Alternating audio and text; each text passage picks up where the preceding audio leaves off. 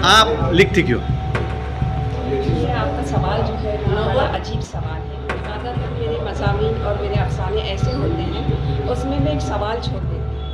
एक अफ़साना था मेरा रिदाए मोहब्बत, उसमें मैंने एक सवाल ये छोड़ा है कि रसूल अल्लाह की एक सुन्नत को निभाया जाता है, दूसरी सुन्नत को क्यों नहीं निभाया जाता?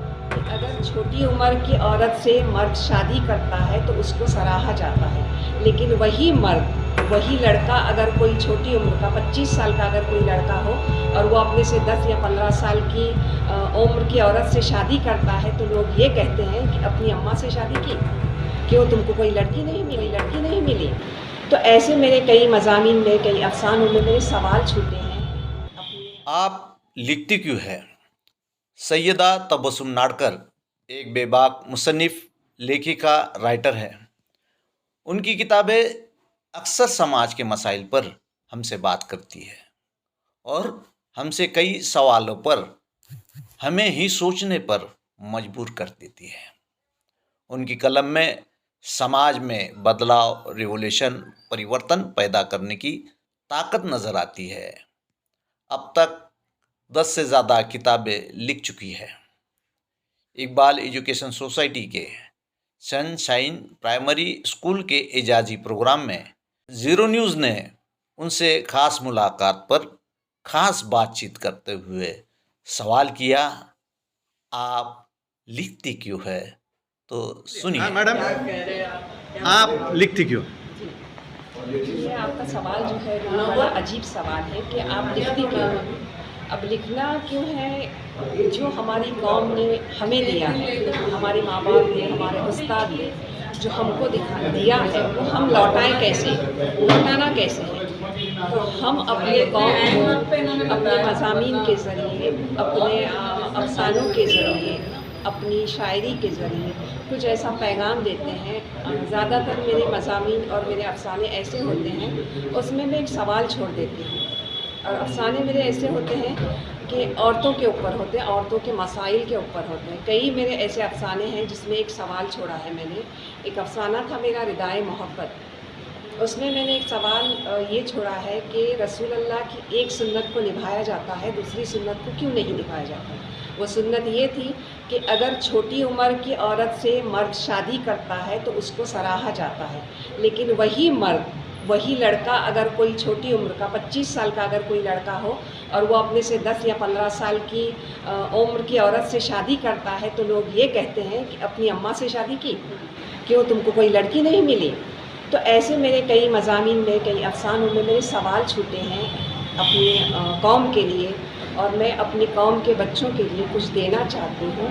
और मेरा लिखने का ख़ास मकसद ये था कि मरने से पहले मेरा जो नाम है या मैं जो हूँ लोगों के दिलों में ज़िंदा रहूँ और मेरे नाम की तरह मैं लोगों के चेहरे पर तबस्सुम बिखेरते जाऊँ। मेरा दूसरा ये सवाल है कि अक्सर जिस तरह से आप लिखती है, मगर अक्सर जो लोग हैं समाज के ऊपर, सामाजिक जो कार्यकर्ता यह लोग हैं वो लिखते नहीं हैं। मुसलमानों में अक्सर बात यह है कि दीन के ऊपर बहुत लिखा जाता है मगर सोशल इशू पे नहीं लिखा जाता है। इसके ऊपर आप क्या कहेंगे? सोशल इश्यूज़ का मतलब, आपका बोलने का मतलब क्या है? औरतों के मसाइल या फिर जो समाज में चीज़ें चल रही हैं, जो बुराइयां चल रही हैं, उसके बारे में आप कहना चाहते हैं? तो उस पर भी मैंने बहुत कुछ लिखा है। सोशल इश्यूज़ का मतलब ये है कि आज समाज के अंदर जो एक भटका हुआ समाज नज़र आता है, ऐसे वक्त में हर दौर में समाज के लिए लिखने वाले बहुत से लोग आए और उसकी वजह से बड़ा रिवोल्यूशन आया, बड़ा क्रांति हुई।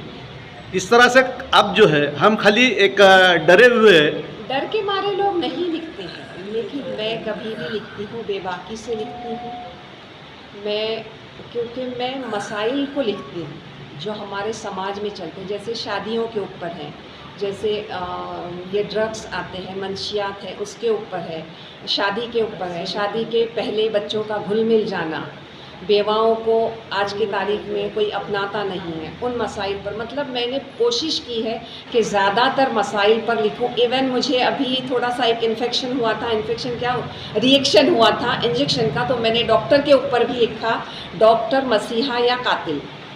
उस पर भी मैंने लिखा और बड़ी बेबाकी से लिखा है। हालांकि मेरे अपने घर में 3 डॉक्टर हैं, लेकिन मैंने उनसे माज़रत की कि भाई मुझे माफ़ कर दो, आपने अगर अच्छा काम भी किया है, लेकिन कुछ बुरे लोग भी हैं जो समाज में हैं और समाज में रहकर वो लोगों का गला काटते हैं। डॉक्टर हो या कोई और ओहदा हो, तो कोई कोई जो है वो पैसों की खातिर लोगों की जान भी लेते हैं। हमने ये चीज़ें कोरोना में भी देखी है, बहुत सारे लोगों की जानें गई। एक आखिरी सवाल ये है आप जी, कि हाँ, हमारे में पढ़ने वाले कम हो रहे हैं, बिल्कुल सही बात तो इसके है। ऊपर क्या कहेंगे? हम लिखते ज़रूर हैं और लिखने के बाद किताबें भी शाये करते हैं। किताबें शाये करने के बाद उसको ख़रीदता नहीं है कोई, हम सबको मुफ्त में बांटते हैं। लेकिन मुझे बांटने में भी मज़ा आता है कि मेरा लिखा हुआ कम से कम लोगों तक पहुंच रहा है और लोग पढ़ रहे हैं और पढ़ के मुझे कॉल करते हैं कि आपके ये मज़ामीन से हमारे घर में ये हुआ, हमारे घर में ये हुआ। मतलब बहुत से ऐसे मैंने इश्यूज़ पर लिखे हैं, तो सामने से मुझे कॉल आते हैं कि आपका मज़मून पढ़ के हमारी बीवी सुधर गई। तो मुझे ये बहुत अच्छा लगता है कि लोग मेरी किताबें पढ़ते हैं और मुझे फ़ोन करते हैं, क्योंकि मेरा नंबर उसमें होता है जो मैं अखबार और मज़ामीन के लिए देती हूँ। तो पढ़ने की बात यह है कि लोग पढ़ते हैं, जिनको पढ़ना है वो पढ़ते हैं। मोबाइल का ज़माना है, ऑडियो बुक बनती हैं, लोग सुनते हैं। तो हमें न्यू जनरेशन के हिसाब से भी चलना चाहिए। बुक्स तो बनती हैं और बननी चाहिए किताबें। और मेरा जहाँ तक सवाल है, जब तक मैं किताब न लूँ मुझे अच्छा नहीं लगता है पढ़ने में। मैं किताब लेकर ही पढ़ती हूँ और मैं सबसे दरख्वास्त करूँगी कि आप किताबें पढ़ें और ज़रूर पढ़ें। आपने जीरो न्यूज़ से बात की, बहुत बहुत शुक्रिया। शुक्रिया। Zero News, it's news impact.